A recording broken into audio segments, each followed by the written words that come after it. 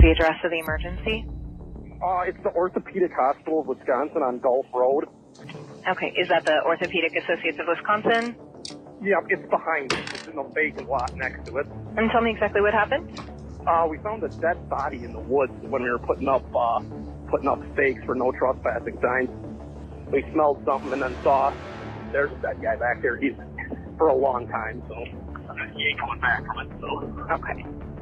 On the morning of September 9th, 2022, the workers didn't think anything unusual was waiting for them. They were clearing brush in a quiet strip of land between Waukesha's Orthopedic Associates building and a long line of woods. But then the smell hit first. Sharp, wrong, heavy. A few steps further, half hidden by tall grass, they found what no one expected: the decomposed remains of a woman. A woman who had gone unnoticed for 17 days. A woman no one had reported missing. A woman whose story was just beginning to unfold. Her name was Stephanie Pavlons. And the strange part? Her body lay just minutes away from one of the busiest medical centers in the city, plain sight, yet invisible. Investigators would later describe what they saw as suspicious but impossible to explain. No wounds, no obvious violence, no clear cause of death, just a body alone in a field waiting for someone to ask what happened. And soon, someone would. Stephanie wasn't someone who should have vanished unnoticed. She had a daughter, a family, people who cared about her deeply, but none of them had heard from her for weeks. At the time, she was living with her longtime on-and-off boyfriend of 20 years, Matthew Paul, age 55, the father of her child, the man closest to her, and the one person who never reported her missing. Investigators quickly felt something was wrong. Too quiet, too clean, too convenient. Matthew said Stephanie just left, walked away, never came back. But Stephanie didn't have a key. She wasn't allowed to drive the car. She wasn't allowed to spend money without permission. It wasn't a relationship. It was control disguised as love. And somewhere inside that home, Stephanie had finally started fighting back. On September 17th, detectives brought Matthew in, but they didn't tell him Stephanie was dead. They wanted to see how he'd talk about her disappearance without knowing she was gone. "When was the last time you saw Stephanie?" "I don't remember." "Did you try to find her?" "No, she just left." But detectives already knew she didn't leave on her own. They had the camera footage, they had the timeline, they had the contradictions. Then Matthew slipped. He said he found her purse later inside the apartment, except footage showed him bringing it inside after she vanished. He said she walked away, except her phone never moved from the woods. He said he searched for her, except his phone never pinged anywhere except home. Something wasn't right. And then detectives found something that chilled them. A handwritten note from Stephanie hidden in Matthew's truck. A note that said she was tired, scared, controlled. A woman planning to leave. Some people break when their control is threatened. Some people snap. The investigation was tightening around Matthew, but the digital evidence sealed his fate.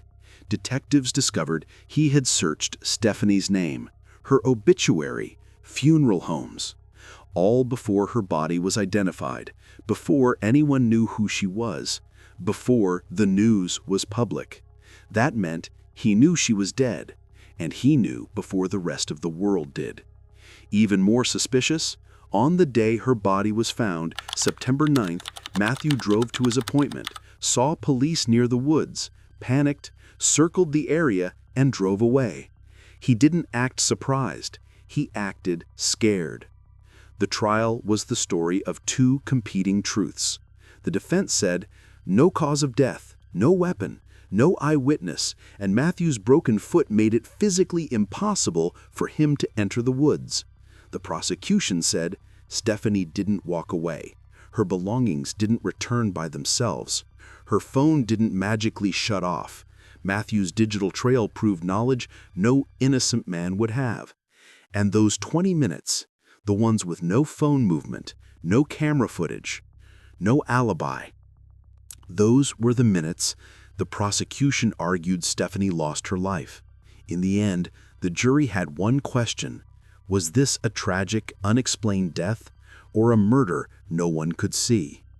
The saddest part of Stephanie's story is this: she was trying to leave, trying to rebuild, trying to feel safe again. Her final photo, the one she sent to a friend shortly before disappearing, showed a woman who was tired, yes, but hopeful, smiling softly, trying to make a plan.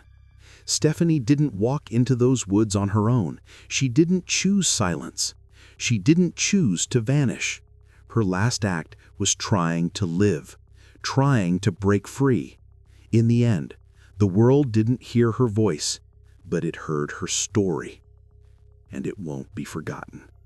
The courtroom was silent when the jury returned. Days of testimony had passed. Digital evidence, timelines, interviews, and the haunting 20-minute gap that hovered over everything. The jurors had listened to Matthew's story and the prosecution's reconstruction of Stephanie's last hours. Two versions of the same morning, only one could be true. In the end, the verdict reflected the one thing nobody could avoid. Stephanie didn't leave that parking lot. She didn't walk home. She didn't run away. The jury convicted Matthew Paul of first-degree reckless homicide. It wasn't a neat ending. It wasn't a perfect explanation. There was still no proven cause of death, no exact moment, no weapon.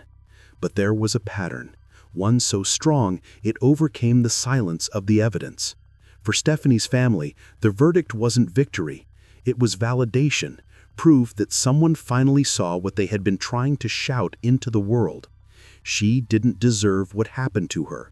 She didn't choose this. She didn't simply disappear. Justice in this case wasn't clean, but it was something. When the trial ended, people in Waukesha began to talk about Stephanie differently, not as the woman found in the woods, but as the woman who never got her chance to escape. Her family described her laughter, the way she joked through stress, the way she made small things feel warm. Her daughter talked about how her mother tried so hard to stay connected even when life pushed her into corners. What destroyed them most was knowing Stephanie had tried to change her life. She was planning dinners, writing lists, talking about hope again. Every message she sent in her last days sounded like a woman stepping toward a door she never got to walk through. The community began leaving flowers by the wooded area where she was found. People who never knew her, workers, neighbors, strangers, came to stand quietly for a moment.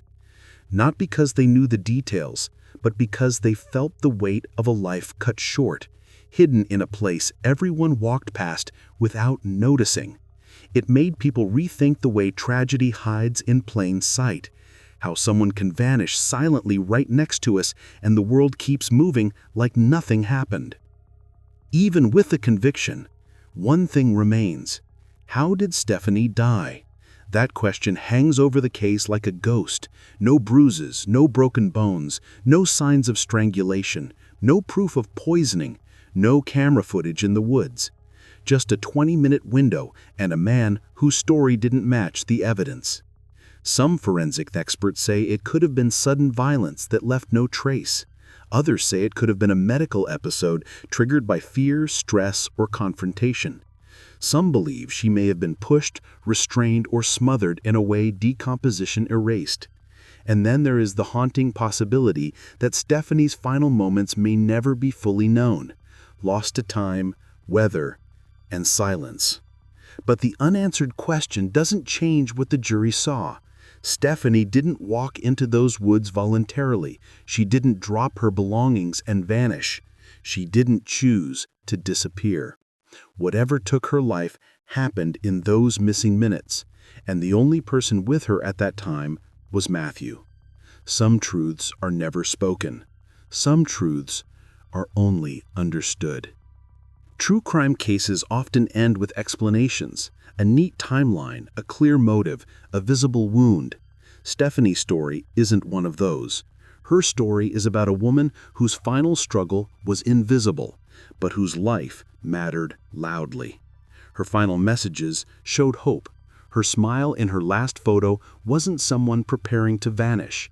It was someone preparing to live, someone ready for a different future. If anything lasts from her story, it's this: no one deserves to disappear in silence. No one deserves to be hidden beside a busy road for weeks, and no one's final moments should be erased by someone who claims to love them. Stephanie's voice was taken from her, but her story wasn't. And now, it won't ever be again. Thank you for watching. Please click like and subscribe if you didn't already. See you next video.